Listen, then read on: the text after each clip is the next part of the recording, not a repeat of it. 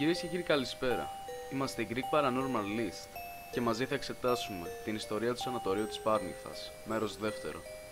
Σε καμία περίπτωση δεν συστήνουμε το βίντεο σε άτομα κάτω των 18 ετών. Στο πρώτο μας μέρος είχαμε εξετάσει πιο εξονυχιστικά την ιστορία του κτηρίου.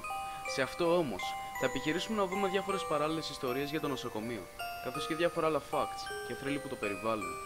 Κλείστε λοιπόν τα φώτα, καθίστε αναπαυτικά και ετοιμαστείτε για μια βουτιά στο χθες. Όπως είχαμε πει και στο πρώτο μέρος, το κτίριο χτίστηκε στις αρχές του 20ου αιώνα και πιο συγκεκριμένα το 1912. Μέσα σε αυτό, ρυψοκίνδυνοι εγγραφιτάδες έχουν γεμίσει τους στίχους του κτηρίου με γραφίτι και διάφορες ευχάριστες ζωγραφιές. Κάτι που δεν υποδηλώνει με τίποτα τον πόνο που είχαν νιώσει οι ασθενείς σε αυτό το νοσοκομείο. Ένα όμως δωμάτιο του κτηρίου είναι γεμάτο από τους τοίχους δεξιά και αριστερά, μέχρι και το ταβάνι και το πάτωμα, από περίεργα και ανεξήγητα σύμβολα.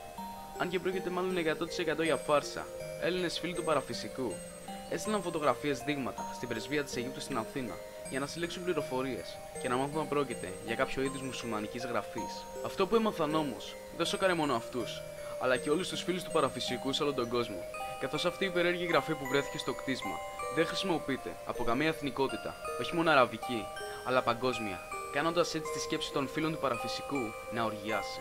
Ένα άλλο πάλι πολύ ενδιαφέρον σημείο στο κτίριο είναι ότι όλοι οι είσοδοι και τα παράθυρα σφραγίστηκαν από το Δήμο Αττικής στην προσπάθεια του να αποτρέψει τους επιτίδιους γραφιτάδες να πηγαίνουν εκεί, γιατί υπάρχει ακόμα και κίνδυνος να χάσουν τη ζωή τους.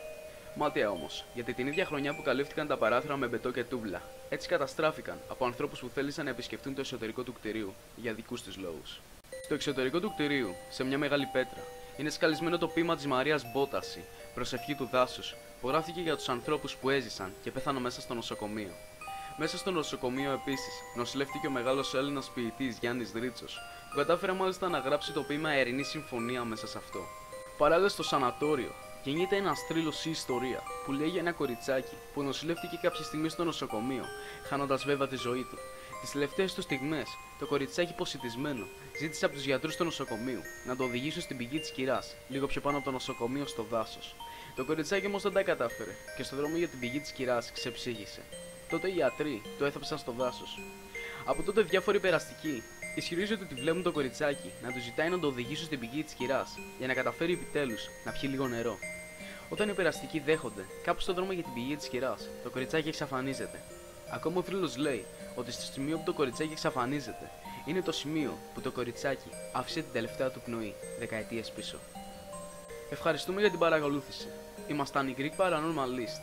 Αφήστε μας ένα σχόλιο και πείτε μας τι θα θέλατε με εμάς να δείτε για το επόμενο βίντεο. Μέχρι τότε, να είστε όλοι καλά.